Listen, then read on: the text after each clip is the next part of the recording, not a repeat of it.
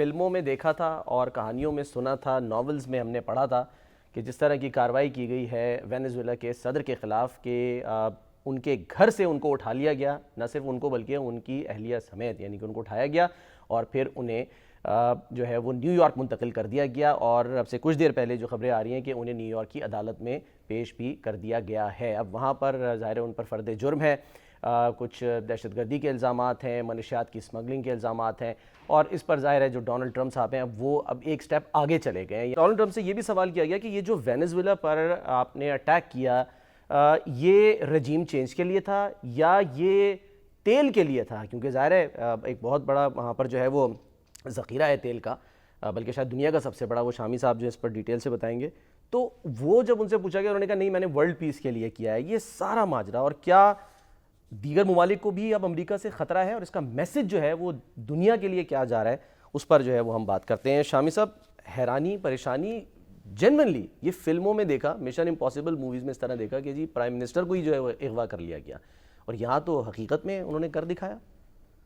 اور دیکھیں جب یہ واردات ہو رہی تھی تو پریزیڈنٹ ٹرمپ جو ہیں وہ وائٹ ہاؤس میں بیٹھے اس کی پوری یعنی تصویر دیکھ رہے تھے، ہاں جی، منظر دیکھ رہے تھے براہ راست۔ فلوریڈا میں تھے میرا خیال ہے وہ، فلوریڈا میں ہاں، مطلب لائیو ان کو سب کچھ دکھایا جا رہا تھا۔ ہاں جی بالکل۔ اور وہ اپنی بیگم صاحبہ کے ساتھ محو خواب تھے، اور کچھ تھوڑی سی انہوں نے بچنے کی کوشش کی، بھاگنے کی، اور بڑا ایک سیف ہاؤس تھا ان کا، قلعہ نما گھر مقام۔ ہاں جی، مگر دیکھیں اندر سے ہی اب کہا جا رہا ہے کہ کچھ ان کے جو قریبی لوگ تھے، ان کی فوج میں ایسے لوگ موجود تھے جن کی ساز باز تھی، امریکن مخبر تھے، یعنی موجود مخبر تھے، ٹھیک ہے، اور ان مخبروں نے وہاں ٹھیک انہوں پہنچا دیا، اور انہوں نے چند منٹ میں ان کا کام تمام کر دیا، پکڑ کے ان کو جہاز پہ بٹھایا، ہاں جی، اور پہلے بحری جہاز پہ اور اس کے بعد پھر ان کو ٹرانسفر کر دیا، اور نیو یارک لے آئے۔ ہاں جی، اور اعلان یہ کیا کہ کہا جی یہ دہشت گردی پھیلا رہے تھے، یہ منشیات بھجوا رہے تھے امریکہ میں۔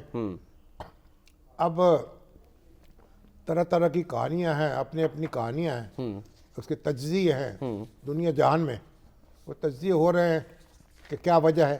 لیکن جو یہ وینزویلا ہے اس کا جو رقبہ ہے وہ یعنی کم و بیش پاکستان کے برابر ہے، ٹھیک ہے، اور آبادی کو 3 کروڑ کی، 3 کروڑ آبادی، جی ہاں، اور اس کے پاس جو ذخائر ہیں تیل کے، دنیا کے سب سے بڑے ذخائر ہیں، ٹھیک ہے، یعنی 20% دنیا کا جو تیل ہے جو اس وقت تک ڈسکور ہو چکا ہے وہ وینزویلا کے پاس ہے، ٹھیک ہے، پروڈیوس نہیں کر رہا لیکن ہے، ذخائر موجود ہاں ہیں، جی، ٹھیک، اور یعنی سعودی عرب سے بھی 300 بلین بیرل کے بڑا ذخیرہ ہے۔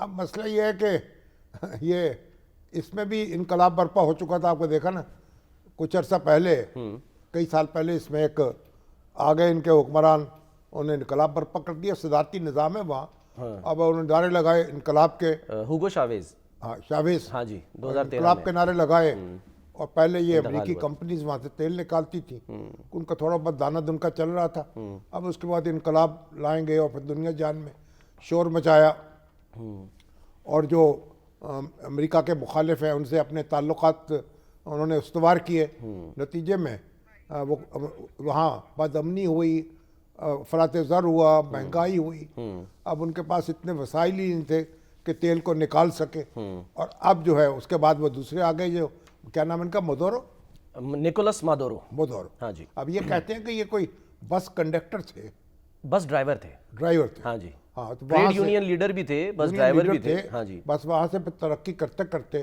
جو ریاست کی بس ہے اس کو قابو میں کر لیا، نائب صدر بن گئے سر، ہوگو شاویز کے ساتھ نائب صدر تھے، اور اس کے بعد یہ ہے کہ ان کے بھی لچھن جو تھے وہ تو ٹھیک نہیں تھے، ایک آمرانہ طرز حکومت تھا، اور آپ دیکھیں کہ تیل کا اتنا بڑا ذخیرہ، اور برا حال، بونکے دہاڑے، ایک یعنی لوگ جو تھے پریشان ہیں، معاشی طور پر بدحال ملک ہے، ہم تو کہتے ہیں تیل مل جائے تو ہماری قایا پلٹ جائے گی، مالا مال ہو جائیں گے، اور یہ جناب ان کے تیل موجود تھا، اور اس کے بعد نکال بھی نہیں پا رہے تھے اور بیچ بھی نہیں پا رہے تھے، صحیح، اب چائنا کو کہتے ہیں کہ دے رہے تھے، ہاں جی، سب سے بڑا خریدار چائنا تھا، اس میں بھی یوان، یہ کہا جا رہا ہے یوان میں لے رہے تھے پیسے، صحیح، ڈالر میں نہیں لے رہے تھے، ٹھیک، اب وہ بات تجزیہ نگار تو یہ کہتے ہیں کہ وہ جو ان کے لیے چیلنج بنا ہوا تھا امریکہ کے لیے کہ جو وہ ڈالر جو ہے ڈالر میں تیل نہیں بیچ رہے تھے. ٹھیک.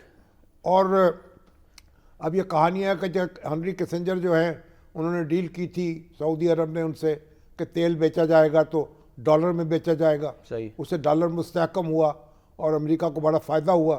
اب یہ ایک آلٹرنیٹ کرنسی جو ہے وہ بنانے کے چکر میں تھے. ڈالر جو تھا وہ دباؤ میں تھا. یہ یعنی ایک بات تجزیہ کاروں کے نزدیک. ٹھیک ہے. اور یہ چین جو ہے سب سے بڑا ان کا خریدار تھا اور اس کو یہ یوان میں یہ تیل بیچ رہے تھے. اسی لیے چین کا جو رد عمل آیا بڑا شدید اور اس نے جو ہے تشویش کا اظہار کیا بلکہ رہائی کا مطالبہ کیا کہ چھوڑیں ان کو آپ فوراً. چین کا تو رد عمل اپنی جگہ ہے. وہ جو زہران ممدانی ہے ہاں جی. انہوں نے ٹیلی فون کر کے کھڑکایا پریزیڈنٹ ٹرمپ کو اور وہاں جو اپوزیشن ہے ان کی وہ جو خود برنی سینڈرز جو ہے انہوں نے بھی بڑا دھواندار بیان دیا. بائیڈن نے بھی پریزیڈنٹ بائیڈن جو ہے انہوں نے بھی اس کی مخالفت کی. خود امریکہ کے اندر اس پہ مظاہرے ہوئے ہیں اس کی مخالفت. شامی صاحب ہوا کیا ہے؟ مطلب ایک ڈونلڈ ٹرمپ جو اپنے آپ کو یہ متعارف کرائے دے کہ میں تو جنگیں ختم کروں گا اور وہ اس طرح کی کارروائی کر رہے ہیں. بات یہ ہے کہ یہ دوسری جنگ عظیم کے بعد جو ایک نظام دنیا نے قائم کیا تھا اقوام متحدہ بنائی تھی اور اقوام متحدہ جو تھی وہ لوگوں کے یعنی ملکوں کے درمیان تنازعات کو طے کرتی تھی. کہیں جنگ ہوتی تھی جنگ بندی کرانے کی کوشش کرتی تھی اور ایک توڑا تھا کئی اشرے جو ہیں وہ کسی جنگ کی بڑی جنگ کی نوبت نہیں آئی.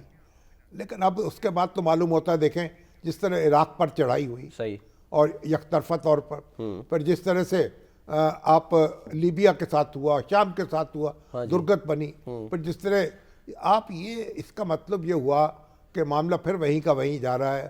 جس کی لاٹھی اس کی بھینس. اچھا. جس کے پاس لاٹھی ہے Might is right. وہ جو چاہے کر کے دکھا دے. لیکن شامی صاحب اس کی اگر ہم بات کریں یہ کوئی نئی پالیسی تو نہیں ہے امریکہ کی. یعنی اگر میں تھوڑا سا اس کو دیکھ رہا تھا قرید رہا تھا تو 1823 میں اس کو منرو ڈاکٹرائن کہا جاتا ہے جس کا حوالہ دیا اپنے بات چیت میں ڈونلڈ ٹرمپ نے اور اس کو یہ کہا کہ یہ اب ڈنرو یعنی اپنے سے انہوں نے منسوخ کر دیا. میں نے آپ سے یہ کہا نا کہ دوسری جنگ عظیم کے بعد ایک بالکل نیا ورلڈ آرڈر بن گیا تھا. ٹھیک ہے. اقوام متحدہ وجود میں آ گئی تھی اور اس نے ایک تنازعات جو ہیں 5 بڑی طاقتیں ان کو ویٹو پاور بھی حاصل ہو گئی تھی اور وہ ایک گویا ایک عالمی وہ پہرے دار تھے عالمی امن کے. ٹھیک ہے. اور کئی جگہ جنگ بندی ہوئی کئی مسائل یو این او نے حل بھی کرائے. ایک کوئی نہ کوئی بھرم موجود تھا. اب یہ نہیں تھا کہ آپ منہ اٹھا کے جہاں چاہیں. جھگڑے ہوئے ہیں جنگیں ہوئی ہیں اور اس میں بھی خود امریکہ جو ہے اس نے کچھ تجاوز کیا ہے جیسے صدام حسین پہ چڑھائی کی عراق پہ اور کہا ایک اس کے پاس تو ویپنز آف ماس ڈسٹرکشن ہے.